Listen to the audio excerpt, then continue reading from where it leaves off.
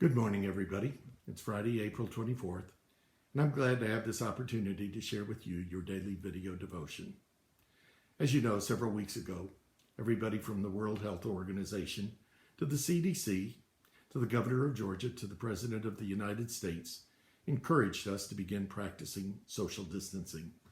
And I'm happy to say that for the most part, it seems to me people have been acting responsibly in doing so. I want to thank you for the way you have been sheltering in place.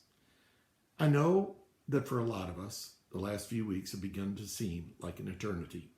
It's one thing to have the opportunity to work from home. It's another thing to have to work from home.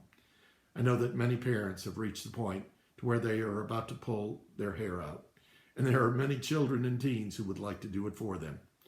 I know that there are also many who are living alone, who are feeling the sting of loneliness, and countless others who just yearn for some sense of normalcy. And of course, there are those who have felt the pandemic up close and personal. I dare say all of us look forward to that time when we can step out of our homes and be together again. Earlier this week, you may recall that both the President and Governor Kemp spoke of relaxing the social distancing requirements. And Governor Kemp went so far as to suggest that churches could once again begin meeting. I'm sure I don't need to tell you that his comments set off a firestorm of controversy all across the country. Many believe it is too soon. Others think it is overdue.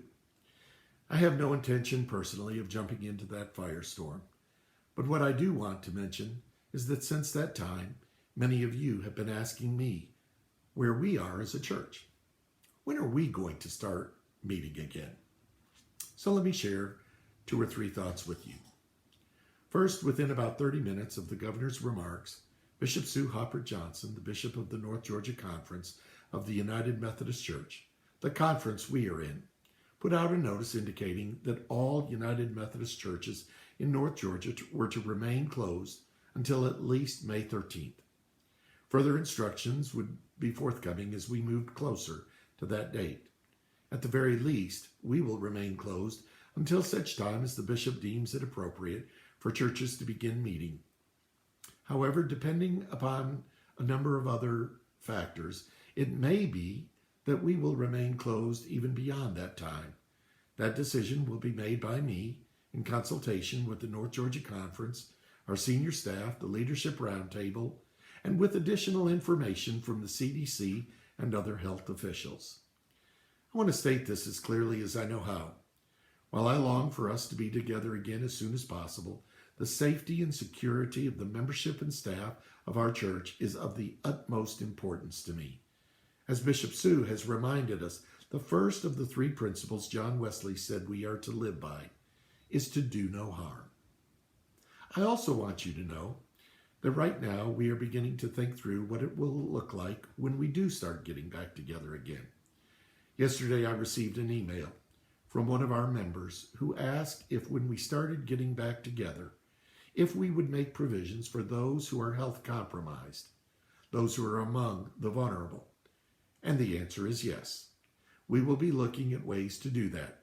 We will be looking at everything from continuing to reach people by way of the internet, to how people get into the church from the parking lot, to shared space in Sunday school, to sanitizing the space before and after we gather. Please rest in the knowledge that when we go back to doing church together, we will do so in a way that ensures as much safety as possible. Then too, I want to reassure you that the work of the church is continuing to move forward. Our children's and youth ministries are continuing to carry on their ministries by meeting online. The various committees in the church, as our Bible studies and Sunday school classes, are meeting by way of Zoom. You have become familiar with these daily video devotions and our online worship services. However, what you may not know is that we appear to be reaching more people now than ever. Over the last few weeks, we have averaged more than 1,500 hits with our online services. Hundreds of children and parents are visiting our children's website, and dozens of our teenagers are connecting with Alan and Brooke in our youth department. We have been pushed into a brave new world, But in the process, we are finding that there are also new ways of reaching people. Finally, let me share these words from the 42nd Psalm. The psalmist was facing a time of discouragement.